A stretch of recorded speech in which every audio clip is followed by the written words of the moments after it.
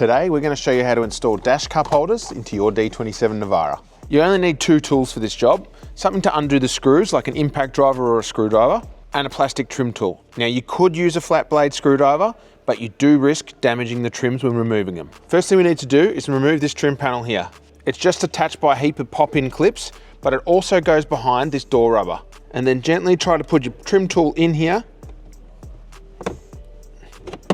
And just work yourself around. Don't try and just pull it from one end because you'll break the clips.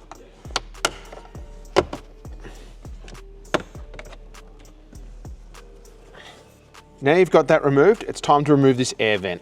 This is also just attached by push-in clips, so you just need to get in here, pry a bit of the bottom out, and then try and give it an even pull all the way around. Now you've got that out, it's time to undo this one screw here. And then this trim here still has some clips that you need to pull on. Now you're at this part, it's time to install your new cup holder. All you need to do is just push it in and make sure the clips pop in. And once you're at that point, just put it back together the same way you took it apart. Now we're going to install the passenger side cup holder. Just like the driver side, you need to remove this trim and the rubber.